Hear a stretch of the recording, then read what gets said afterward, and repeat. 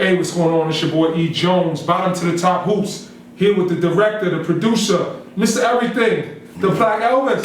Thank you, man. What's up, E? Oh, man, just excited about another episode, another installment of that Bottom to the Top Hoops. We working. Getting right to it.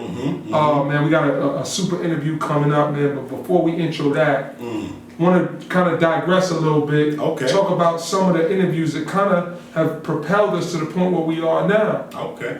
Well, I gotta talk about Ed Pinckney. I didn't think Ed was gonna do that well. Well, Ed is a legend. And he's proven it. Yeah, man, and people are really consuming that and giving great feedback. Now, to that point, man, I want to say big shout out and enough respect to Tom Kachowski. Yes, that was a great interview. So it was one of our first ones. First credible, major ones. So much good information. You know, we had to do a lot of moving around to get there. Yeah. And he was very, very accommodating. Tom don't got a cell phone. Yeah, man. And if you know Tom Kachowski, you catch him at the crib, but you don't catch him. But I thought that getting that interview kind of set the table to be able to speak to, you know, high school basketball and then moving on to college and NBA. Yes, definitely. So, go ahead, man. No, I was just gonna say, I just love how he broke it down when he talked about ABCD camp, and he went into like really giving us a history of how it used to be. Well, also speaking to the modern day AAU in high school, the dude is like an almanac. Absolutely. He's got facts, he's got times, he's got dates, he remember where he was, he know the shirt he had on, what time he woke up, he had eggs for breakfast, you know. He broke it down. Yeah, man, to the simplest form, and let me touch on this too. What I love is how he really articulated himself, saying basketball in New York hasn't fallen off. Right. What it is other cities and states has caught up.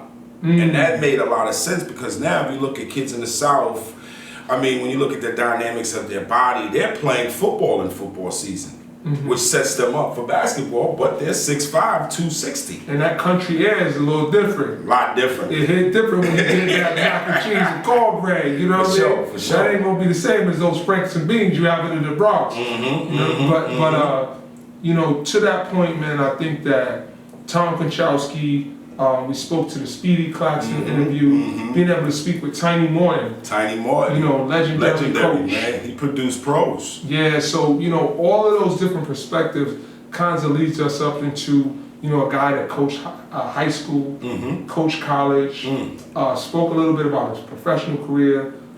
What did you take away from the Tony Chiles interview? Honestly, what I love is he didn't really go too in depth, but he talked a little bit about his brother and the street aspect of things, and you know how he had to grow up around that and you know still stay focused. So that's a testament to him of actually staying focused, because he could have went left. Yes, and then you know having a son that plays, being a coach, and one of the things that was so important was it seemed like everything was organic. Yeah. He had self-actualization, and he really understood what his path was, and he wasn't really chasing them after nobody else. I like that. You know what I mean? So, without further ado, trailblazers, man, trailblazers. So, without further ado, man, check out this dope interview with Tony Chiles, live here, Bottom to the Top. You know what? Hold up, not to cut you off. Let's give a shout out to PRPS Clothing.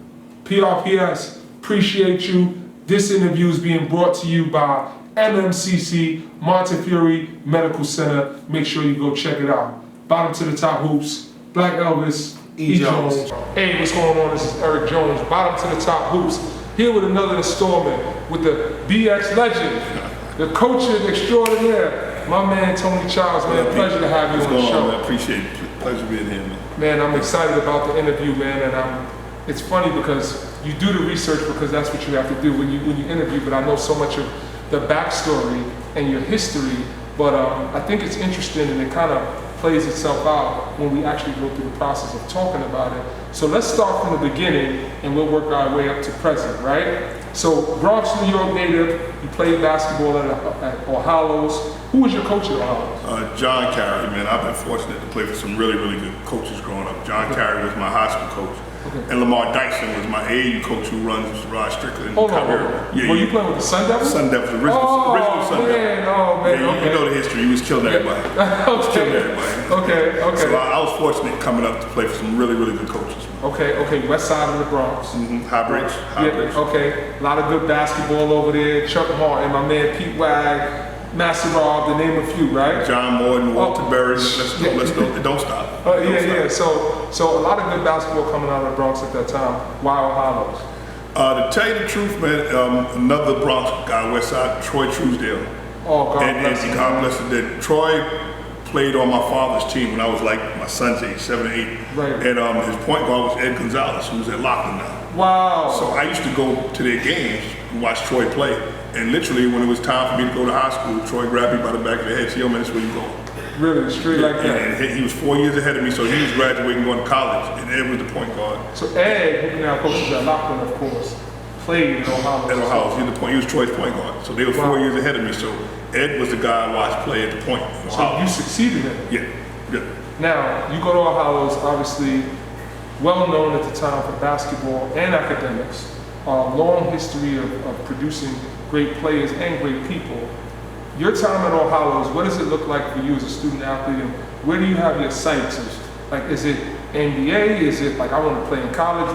Where's your mindset? I tell you the truth, man, it's changed so much, man, and I've had conversations with guys that graduated my years, like I said, John Morton, Rod Strickland, Boo Harvey, dude, those were all my year that graduated. And that was your graduating that was my graduating class. Yeah. You was in the Glenn Grant, we had Gerald Green, it was a gang of really, really good guards. Wow, that's when New York City was on. It was, I mean, listen, if you wasn't on top of your game, you were gonna get destroyed. Gotcha. I mean, there was no nights off, man, and I wasn't that talented. So if I didn't play as hard as I could all the time, it would have been over. Right. But back then, I mean, guys didn't really think about being pros. In all honesty, it's funny because I had a conversation with Rod Strick, and he said, "Tom, I didn't even think about it until Marty Blake told me at the end of my junior year, was I coming out?" He was like, "Coming out to what?" Like, coming out to what? You know what's funny? I had Arnold Bernard on the show. A big shout out to my man A-Train. He talked about the same exact thing. Guys talked about dream colleges. Yeah. That was it. I mean, if you can get to a Division I school and play, man, you was getting it done. So you was getting it done. Let me ask you, just before we transition into the Columbia years, do you think that today's game is affected by how much information is out there in terms of NBA, YouTube? Kids are they're exposed to so many things. So when it's at your fingertips, it's almost like it's tangible. No, I agree. I mean, I think one of the biggest problems is just social media. Challenges, social media, and immediate gratification. Everyone has a highlight tape. Everyone has something.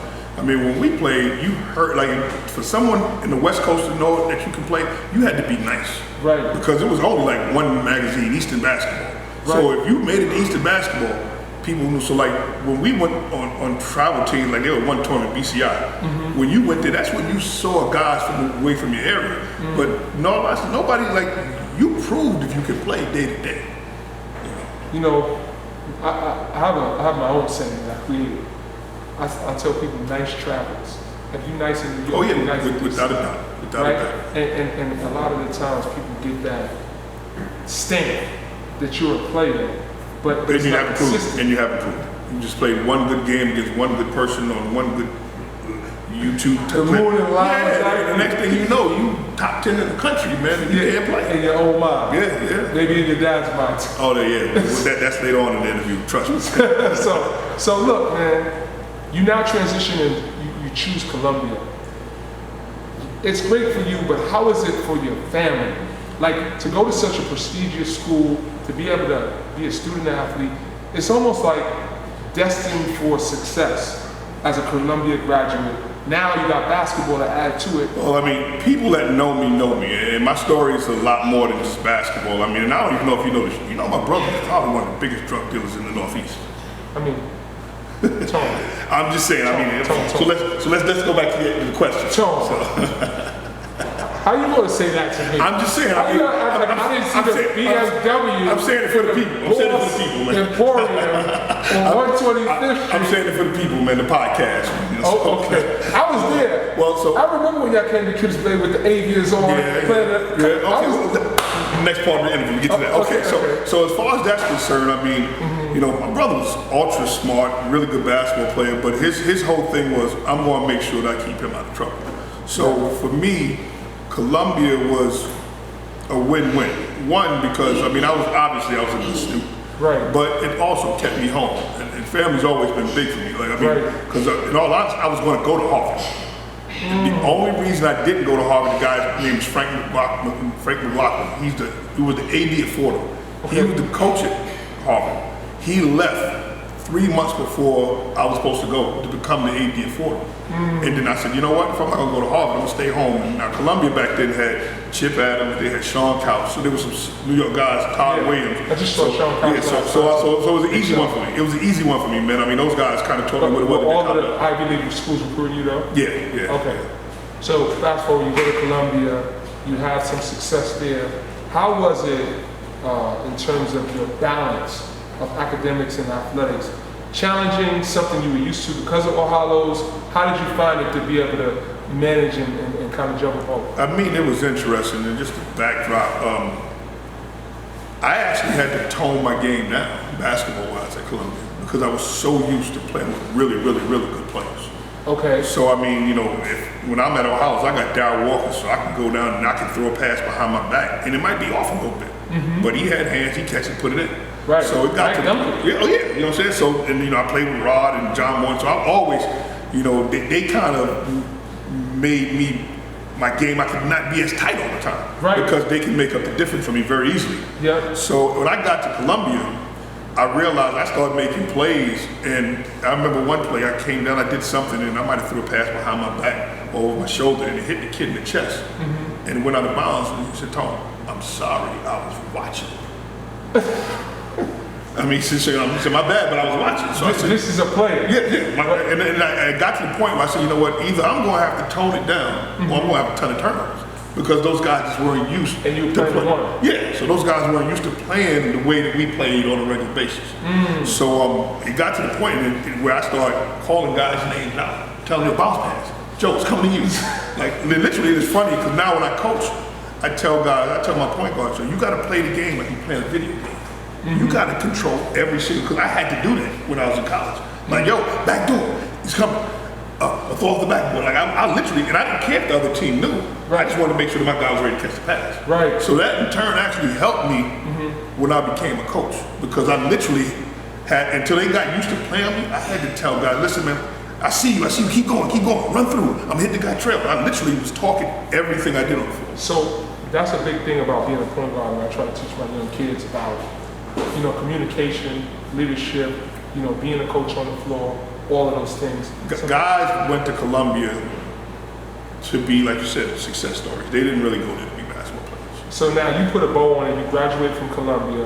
What is your mindset graduating? Are you now still in the mindset of pursuing basketball, or are you now in the space like, okay, I'm going to see what's next? You know, guards like myself, there really was no athlete. Back then, it was 2 Americans, and then that was it. So for me, it's funny you bring that up. And I mean, another part of my story, most people don't, you know, my mother got murdered when I was a senior in college. Right. And I remember sitting down with her. It was January. She passed in February. It was January. She said, well, you know, what are you trying to do when you finish? I said, you know, I'm going down to Wall Street, man, make some money on the page. She said, you know what? You should be a teacher. I remember that to this day. She said, you should be a teacher. I'm like, teachers don't get paid, man. You know, and what's funny, but you was around money, so for a really long time. Exactly. So now in your mindset, you're like, I'm doing this legally, but I'm gonna legally make some money. Exactly, and that's what I mean. That's what I was around. I mean, guys that I went to school with. I mean, Barack Obama was at Columbia, you know, 2 years when I was there. Some guy like there was some dudes getting some things done. So I'm like, you know, I'm a. So you was in school with Barack? I didn't know him. I mean, I knew of him and all that, but he was 2 years, maybe 2 or 3 years ahead of me. Okay, gotcha. You know, so my thing was, I mean, I didn't go to Columbia to be a teacher. You know what I mean? Like, I mean, I could have went anywhere. Maybe a professor at Columbia. Something like that. So I mean, so for me, my mindset was, and I had already had some internships down in Wall Street, so I already had jobs set up. So I mean, that was in my mind what my natural progression was going to be. So then you go to start working on Wall Street. Working on Wall Street, and I actually did pretty well. I mean, you know, I was working for Northwestern Mutual. I was doing some financial planning and stuff like that, and I was one of the top agents coming out, first year agents. But I just didn't enjoy what I was doing and who I was doing it with. How How long did you do that? Before a year? I did about 2-3 years. Wow. Yeah, about 2-3 years. So maybe longer actually. How do you progress now into saying I'm going to get into coaching? Is it somebody? You know what? People ask me that, and to this day, I tell people all the time, you kind of find your passion sometime by mistake. Okay. Anybody that knows me growing up, like I said, I played for Coach Carey, who was a real hard guy to play for. And Lamar Dyson, man, I mean, same thing. Oh man, listen, it was TC, boom, boom, boom, boom, boom, and he called me everything. Right. So I mean, I always got along with him, but I could never see myself being a coach. I just never thought that. Like I said, I was down in Wall Street. I was also doing some sports aid stuff. Like I was representing John Morton, Dow Walker. So I was doing a lot of different things. My family had a store. I was doing that.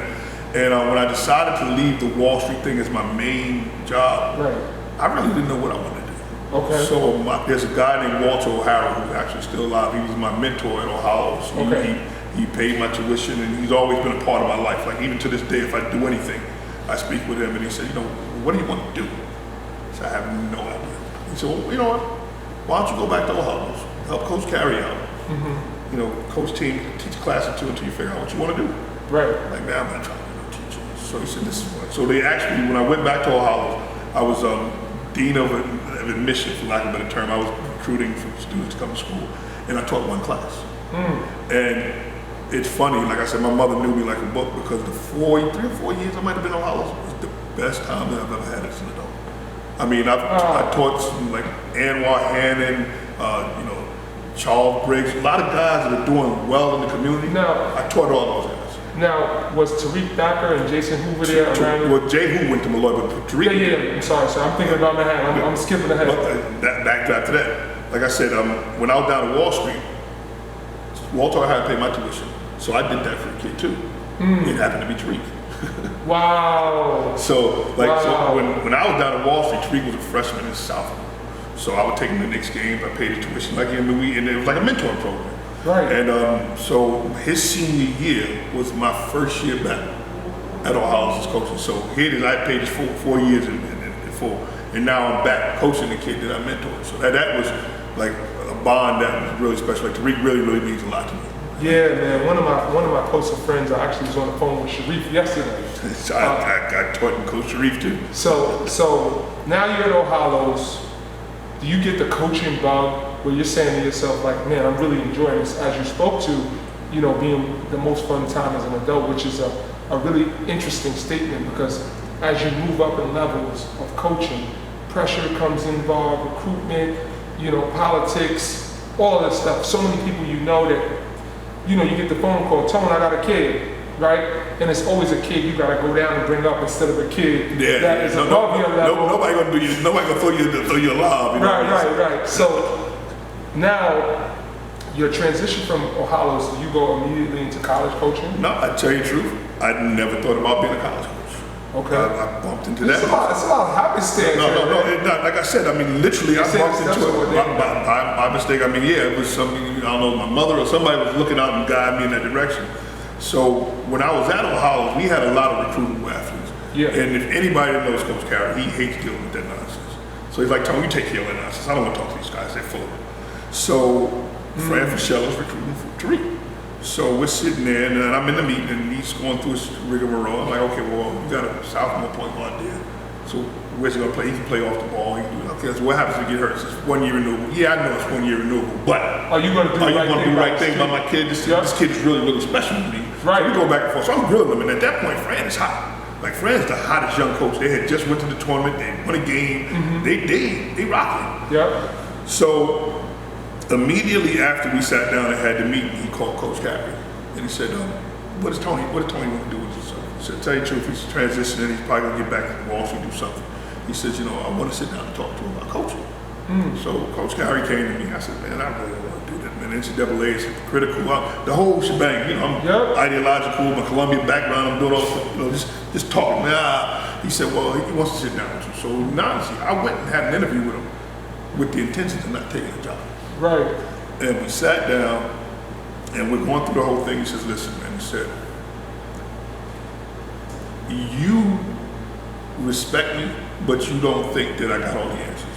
He said, right now I'm on the cusp of my career, And everybody on my staff, if I say the sky is blue, they're gonna say it's blue. If I say it's green, he said, you have an opinion.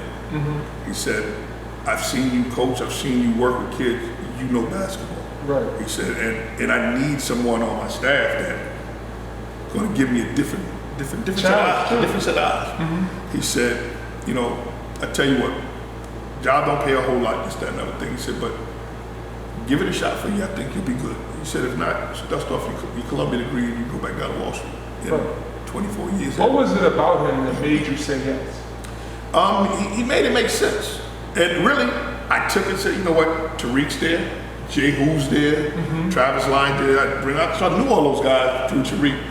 So I Was said, Brent Birmingham there too? Brenton had just left. Okay. He had just left. So I said, worst case scenario, I can do it for a year. Because I still, at that point, I was still, in my mind, I was transitioning into what I was going to do next. Yeah. And I really didn't know. So I said, you know what, I can hang out and coach basketball.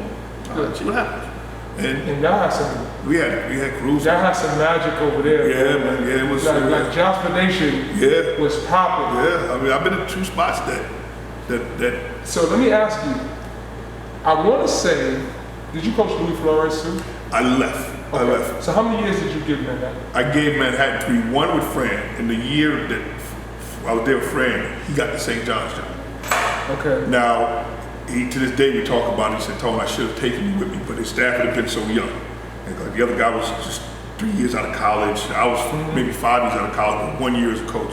And you know, St. John's whole thing is you can't be in the Big East with this young staff. So he did me a solid and worked the deal at Manhattan the way they had to keep me. Like, And who succeeded him? John Leonard. Probably people don't even remember him. He was there for 2 years. Actually, 2.5. So was he the go-between between Fran And Gonzo. and Gonzo? Yeah. You missed Gonzo. I wasn't there. I was at Iona by then. So I was there with Fran for 1 year, John Leonard for 2. He and I just bumped heads. I should have probably left after the first year. Just wasn't my type of guy. Really good coach, really knew his stuff, but he wasn't really a people person. And I'm not necessarily sure that he was about trying to do the right thing by making our guys men. I think he was more about, I'm gonna show people I can coach, I'm gonna give me a big job, and I'm gonna move, keep it pushing. He had an agenda. Yeah, but he ended up getting fired. Neither here nor there, but I left after the second year, so I was at Manhattan for 3 years. And after Manhattan, where did you go then? I went to Iona with Jeff Rule.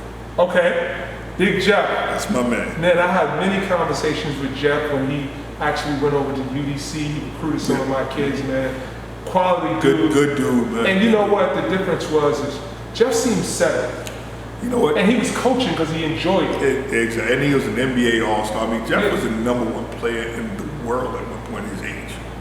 When he was in college. I mean, when he was at Iona, like he went there with V, he was the #1 player in high school when he went to Iona. Wow. So he wasn't going to coach anybody else better than him. He's 2-time NBA All-Star. Right. You know, so his thing was, okay, whatever. So, I mean, we had a good run. And I really owe Jeff a lot with my development because he didn't have an ego as a coach. And he allowed me to do a lot. Like, I coached the team. I ran the program. He like, Tom, whatever you need to do, just go ahead. And you know, I threw a lot of stuff up against the wall. And I said, damn, I'm actually pretty good at this. Right. And he gave me an opportunity to really coach. Do you now feel like you're starting to grow into a really good coach and you see yourself as a coach now? Yeah. You think Iona kind of made that clear for you? The opportunity because I was allowed to coach. Like, I mean, I literally every time for time. Let's run this, let's run that. I put the offense in, I put the defense in. I mean, he allowed me to do things that most head coaches, because of the comfort zone. You think one of the players that you got kind of was a staple on your success? Like, who was the player at Iona that kind of? I mean, we had so many dudes up there, so I wouldn't say there was one guy. I mean, Tariq Kurtze, he was Just player saw of the year. him. Yeah, I was with Tariq when he came back. I mean, he was really, really good. Like, he was player of the year. Cerebral. we had Tariq, we had Dyree, we had Courtney Fields, we had Nakia Miller, we had Phil Grant, we had crew. And you're not even mentioning about Kashif Amin. We had Cash, we had Cash, we had. So hold on a second. That was my first few years. Let me just backtrack. So you talk about coaching. You was doing a hell of a job recruiting. You was going into some living rooms and getting it done. A lot of those dudes were there. Like Tariq was there, but he was there by way of me. Cash was there, but like Nakia's and Dyree's and all of them. I mean, we had some dudes. No, we had some dudes. Like that team right now would be really, really good in the Big East. We were talking about that recently. I mean, we had size, we had depth. I mean, And you had athletic long guys. and you forget Earl Johnson transferred there from Rutgers. Yes. We had Earl at the He was point. like Earl Washington. Yeah, we had Earl at the point. We had Phil at 6'6" at the 2, Diary at 6'6" at the 3, Tariq at the 4, Cash at the 5, Nakia Miller coming off the bench, Courtney Fields coming off the bench. Courtney was 6'7". 6'9". Oh. 6'9" point guard. We had a kid, Maceo Wolford, who was, I mean, we were talking about this the other day because they had like the 20th anniversary of that team. Okay. And we were 10 deep, where our second team would probably beat everybody in the night. Wow. I mean, we were good. We had really, really good. You really got to have a level of respect from the community because you're going to have a certain amount of New York guys there to be good. And you gotta have some relationships where you're gonna be able to steal them. And some guys going to do some favors for you. A bet on Rob. There you go. You need that. My advice to young guys, I'd be like, be true to yourself. Know why you're doing this. And I've every guy that's ever called me about a job, and he told me, what do you think? I said, listen, man, don't ever take a job for the money. Right. Because if you're good at what you're doing, you're going to get paid. We're going full circle now. Look at the guy who came out of college, like, yo, man, I need to get this bread. Without a doubt. And my thing is because I said, you know what? I've seen guys have come to me and said, growth and maturity, though. Yeah, right? Guys have come to me and said, yo, man, they offer me X, Y, Z. I said, man, it's a tough job. I don't know if you're going to vibe with the boss. And so you're going to take, Bruiser Phillips used to have a saying, he would say, I'd rather have short, long-term money than long, short-term money. And that made a lot of sense to me, man. I'm like, you can take a job from that world, though. Yeah, but you can take a job because they paying you $200,000-300,000. You can get fired in 2 years because it's not the right job. Like all them high-paying jobs ain't good jobs. They paying you. Yeah. And then they're paying you because they know it's a tough job. Yeah. So either you're gonna get this done in these 2 years, and it ain't easy, man. We got fired at Tulane in 3 years. At Tulane. We got fired at Tulane. And Tulane hasn't been good. Tulane got one banner in the gym. I think it's just talking about the team. It's a Honeycutt. Yeah. Honeycutt. There you go. They got one banner in the whole school, man. They fired us in 3 years, man. So, yeah. And they fired an NBA coach of the year. So anyway, man, we always try to have some fun on the show.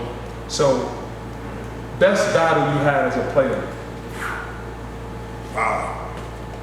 Best battle. Who's like your nemesis? Like, man, I gotta play against him. Man, everybody was my nemesis. I wasn't that good. I think Rod Strick brought the best out of me. Okay. Boo Harvey really brought the best People out of me. always talk about how Boo really didn't get as much credit. Listen, Boo was really, really, really, really good, man. And the reason why people say that is he was always good. Yeah. Like, he won the city state championship as a freshman. People don't realize that. Like, he started on that team in Jackson as a freshman and was killing. So when you killing at 15, what more can you do at 18? And then Rod just came out. But you got to think about it. Rod played freshman ball in Rice. Yeah. So we played the freshman battle. And the reason he left Rice is because they didn't want him to play varsity sophomore. So now that story's coming. Yeah, no, that's real. That's Yeah. real. So now you're looking at a dude who was, Rod played 15 years, 18 years in the league.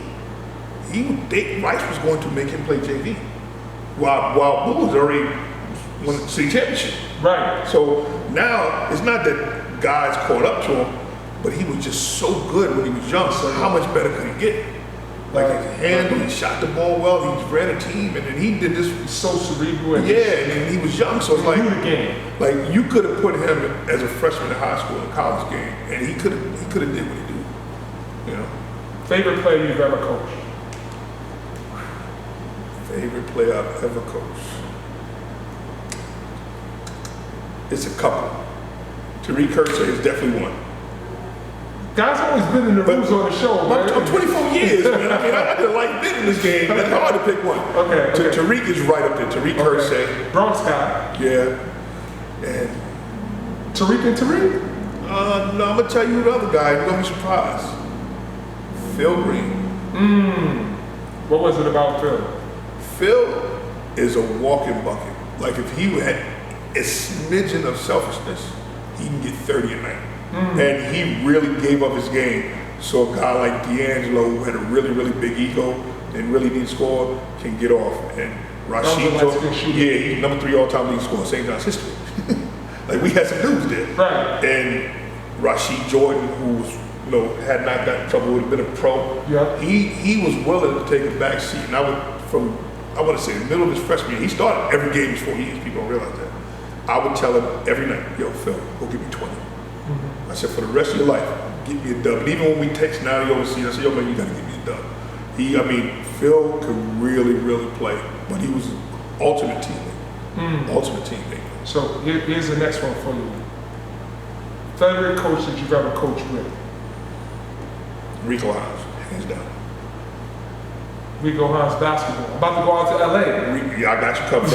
Know your big picture. Shout out to my man Rico. Yeah. Man, they getting it in out there. Listen, man, I learned so much from him, and we actually learned so because he came from the pro side. Yeah. I was on the college side. He had no concept. Like, Tony, I'm not with this. What you mean we can only be in the gym 8 hours? Like, he lost his mind. Right. But just from a workout standpoint, I've been around a lot of people. He's by far the best dude. Not even close. I can't even tell you who number 2 is. Wow. I mean, look at Pascal Siakam, a guy like that, man. Those dudes, look at Thomas Bryant. Look at these dudes he's working with, man. These dudes, Thomas Bryant led the NBA field goal percentage last year. Pascal got most improved. That's all Rico. Wow. He is. Let's be clear. Shout out to Rico Hines, man. When you out there, I'm gonna get you with him, man. Go to workouts. You see what I'm talking about, man. He is cracking. We gotta sit down with Rico. Oh, listen, the best dude I've ever been around. This man. Okay. Best moment as a player? Winning the state championship in Ohio my senior year. Wow. Who was on that team? Was it Glen Falls? Yeah, Glen Falls. Me, Darryl Walker that went to Cedar Hall. Shout out to Big D. Yada, well, remember Power closed. And then Yada, Skeeter, and Darryl came over. Skeeter who? My man Mark Lake. Okay. Yeah, so we had, but we all played together in Sundown. So it was kind of cheating. And I mean, at that point, we were just like practicing. Man. So, right. So I mean, but that was probably the best run because it took us about a half a year to kind of get it together. And then we just kind of ran the table. But that was basketball. It was probably as a player, without a doubt. Last question. What do people think they know about Tony Chiles that they really don't know? I don't know what people think they know about, in all honesty. I think... What would you like people to know? That I'm truly just about the kids, man. Like, I grew up around, money don't really motivate me. I mean, and to tell you the truth, that's why I got out of college, because I think I can do more help freelancing and doing some stuff and just talking to kids and talking to coaches, man, because there's a big disconnect in New York City basketball now, man. It's starting to scare me. Well, guess what? You know what my plight is, and you understand what I'm doing and what we're doing about New York City basketball, so inevitably, I'm sure we'll work together. Without a doubt. Looking forward to it. And do some things for the game. We appreciate you, man, sharing your short story. You know that. Yes, sir. Tony Chiles, E. Jones, bottom to the top hoops. Yeah. It's Tony Chiles. You're watching from the bottom of the top hoops. Peace.